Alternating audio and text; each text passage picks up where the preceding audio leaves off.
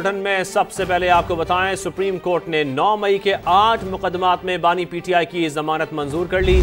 Chief justice Yahya Afridi की सरबराही में 3 रुकनी bench ने तहरीरी फैसला जारी कर दिया। बानी पीटीआई के खिलाफ शवाहिद की स्क्रूटनी जरूरी करार। अदालत ने यह भी वाजे किया है कि शवाहिद का जायजा ट्रायल कोर्ट ही ले सकती है। सुप्रीम कोर्ट ऐसी कोई ऑब्जर्वेशन नहीं देगी जिससे केस मुतासिर हो।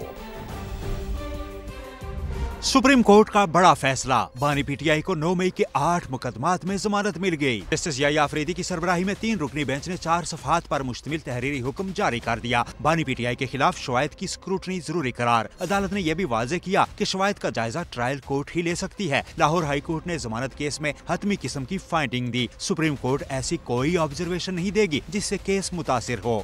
चीफ जस्टिस ने इस्तफसार किया कि बानी पीटीआई के खिलाफ क्या शवाहिद हैं। साजिश वाले इल्जाम पर हम पहले इजाज चौधरी समेत 3 मुल्जमान को जमानत दे चुके। प्रोसिक्यूटर ने जवाब दिया कि इजाज चौधरी के खिलाफ शवाहिद अलग नौयत के थे। जस्टिस शफी सिद्दीकी ने रिमार्क्स में कहा, इजाज चौधरी पर इल्जाम तो साजिश के अलावा जाए वकुआ पर मौजूदगी का भी है, जो ज्यादा संगीन मामला था, फिर भी जमानत मिली। प्रोसिक्यूटर ने बानी के खिलाफ बार बार ठोस शवाहिद होने का कहा, जिस पर चीफ जस्टिस ने रिमार्क्स दिए, आप इन शवाहिद पर हमारी राय न लें, शायद हम ये कह दें कि ये शवाहिद ठीक नहीं तो फिर आपका केस खराब होगा। प्रोसिक्यूटर ने दलील दी कि मुल्जिम ने अदालत की इजाजत के बावजूद 3 टेस्ट नहीं कराए, जिस पर चीफ जस्टिस बोले कि अगर ऐसा है तो इसके कानूनी नताइज होंगे। वकील सफाई को भी मेरिट पर बहस से गुरेज की हिदायत करते हुए वाजे किया कि जमानत मेरिट पर नहीं बल्कि कानूनी तकाजों को देखकर मंजूर की जा रही है। सोहेल रशीद, समा, इस्लामाबाद। सुप्रीम कोर्ट के फैसले ने साबित कर दिया बानी पीटीआई बेगुनाह है, उन पर बनाए गए झूठे मुकदमात की कोई हैसियत नहीं।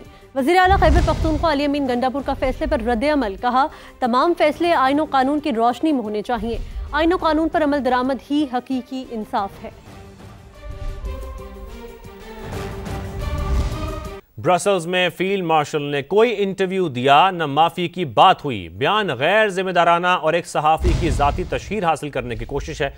DGISPR ने सुहेल वड़ाइच के दावे की सख्ती से तरदीद करते हुए गैर कानूनी हरकत पर कानूनी कार्रवाई का इंदिया दे दिया। यह भी वाजे कर दिया कि 9 मई के जिम्मेदारों और सहूलतकारों को कानून के कटहरे में आना होगा। तर्जुमान पाक फौज ने नेशनल एक्शन प्लान के 14 नुकात पर अमल दरामद पर जोर दिया। कहा गवर्नेंस का खला इदारे अपने खून से पुर कर रहे हैं। DGISPR का कहना था कि पाकिस्तान खित्ते की तकदीरें तब्दील करने वाला मुल्क है, इसीलिए इस पर तवातुर से हमले होते हैं। दुनिया फील्ड मार्शल सैयद आसिम मुनीर की कायदाना सलाहियतों की मोतरफ। आलमी जरीदे वॉशिंगटन टाइम्स ने सैयद आसिम मुनीर को मर्दे आहन करार दे दिया। रिपोर्ट देखिए। डिप्लोमेसी की शानदार मिसाल, अक़वाम आलम फील्ड मार्शल की कायदाना सलाहियतों की मोतरफ। वॉशिंगटन टाइम्स ने फील्ड मार्शल आसिम मुनीर को मर्दे आहन करार दे दिया।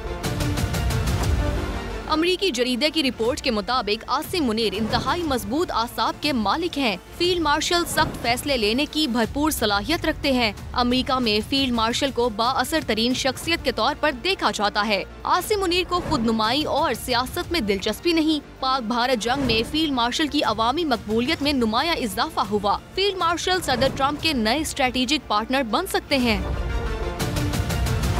वॉशिंगटन टाइम्स के मुताबिक सदर ट्रंप ने पाकिस्तान और भारत में जंग बंदी कराई। पाकिस्तान ने ट्रंप का शुक्रिया और मोदी ने सालिसी का इनकार किया। फील्ड मार्शल की खूबियां उन्हें सदर ट्रंप का फितरी शराकतदार बनाती हैं। आसिम मुनीर ने अफगानिस्तान और ईरान से खतरात पर फौजी हिकमत अमली में अहम किरदार अदा किया। फील्ड मार्शल दहशतगर्द तंजीमों के खिलाफ मौसर कार्रवाई का मुतालबा करते हैं। वॉशिंगटन टाइम्स ने कहा, पाकिस्तान ने काबुल एयरपोर्ट हमले का मास्टरमाइंड गिरफ्तार करके अमेरिका के हवाले किया। सदर ट्रंप ने दहशतगर्दी के खिलाफ पाकिस्तान की काविशों की तारीफ की। ट्रंप इंतजामिया पाकिस्तान से ताल्लुकात बहाल करने के लिए सरगर्म नजर आ रही है। जबकि वजीर आजम शहबाज शरीफ से चीनी वजीर खारजा वांग यी की मुलाकात में फील्ड मार्शल सैयद आसिम मुनीर भी शरीक। नायब वजीर आजम इसहाक डार और काबीना अरकान भी मुलाकात में मौजूद थे। मुलाकात में अहम कौमी और इलाकई उमूर पर तबादला ख्याल किया गया। वजीर आजम ने खुद मुख्तारी, सालमियात और तरक्की में चीन की हिमायत पर शुक्रिया अदा किया। वजीर आजम ने चीन के साथ हर मौसम की स्ट्रेटेजिक शराकतदारी को मजीद मुस्तहकम बनाने का अज़्म किया। कहा, पाकिस्तान चीन के बुनियादी कौमी मफादात पर मुकम्मल हिमायत जारी रखेगा। एलामिया के मुताबिक दोनों रहनुमाओं ने दो तरफा ताल्लुकात को मजीद फरोग देने पर इत्तफाक किया। बानी की जमानत कानून के मुताबिक हुई, सुप्रीम कोर्ट ने दुरुस्त फैसला सुनाया। प्रोग्राम नदीम मलिक लाइव में सलमान अकरम राजा का अलीमा खान के घर पर हमले और उनके बेटे के अगवा का दावा। शहरियार आफरीदी बोले 9 मई सानहा करने वालों को इबरत का निशान बनाना चाहिए। बानी से कभी पाकिस्तान मुखालिफ बात नहीं सुनी। के मुताबिक मामला हुआ, ये बोगस मुकदमा है, इसमें कोई वजह नहीं थी कि ज़मानत ना होती। लेकिन देखिए जो रियासत का रद्द अमल सामने आया है वो इंतहाई अफसोसनाक है। अब से चंद मिनट पहले लाहौर में अलीमा बीबी के घर पे हमला हुआ है। प्लेन कपड़ों में, सादा कपड़ों में लोग दाखिल हुए हैं, उन्होंने स्टाफ को मारा पीटा है।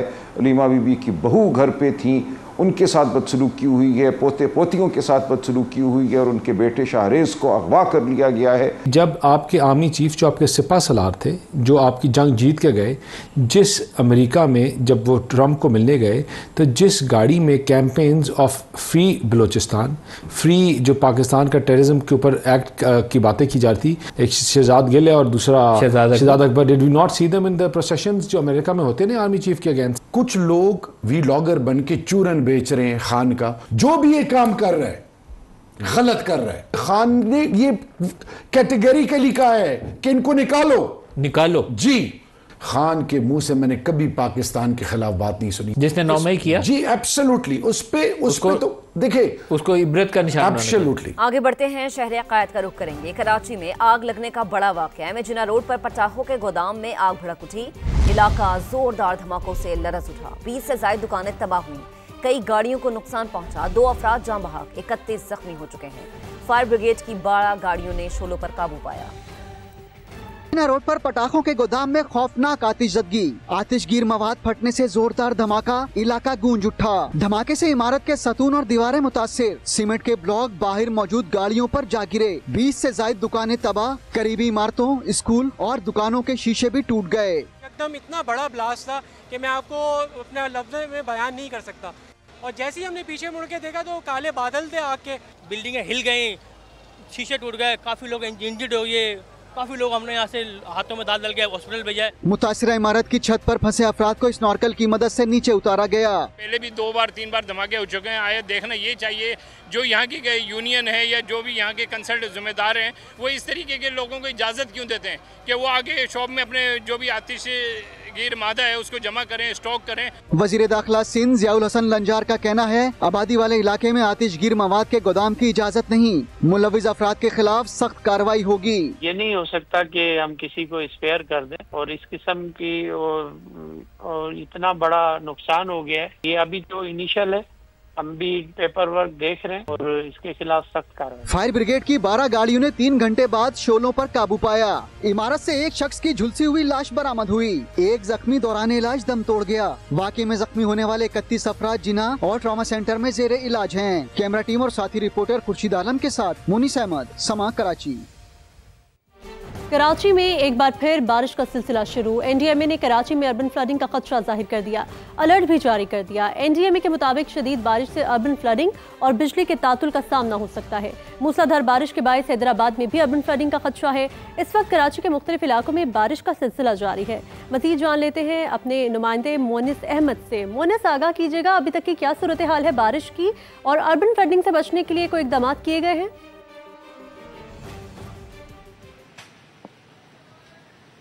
देखिए, आज मुसलसल तीसरा दिन है कि कराची में बारिश हुई है और आज जो दिन में बारिश शुरू हुई थी वो अब तक जारी है वक्फे से।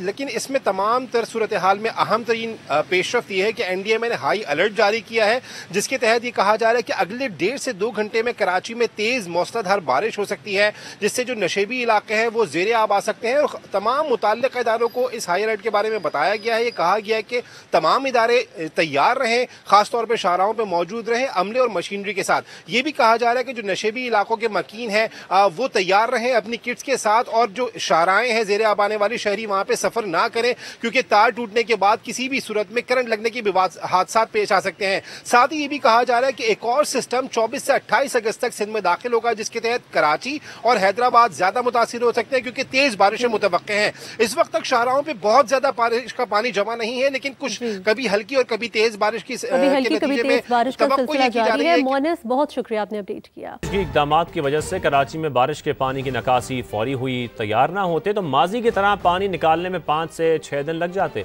वजीर इत्तलात सिंध शर्जील मेमन की प्रेस कॉन्फ्रेंस, कहा बारिश के बाद सिंध हुकूमत के खिलाफ बिला जवाज मुहिम चलाई गई।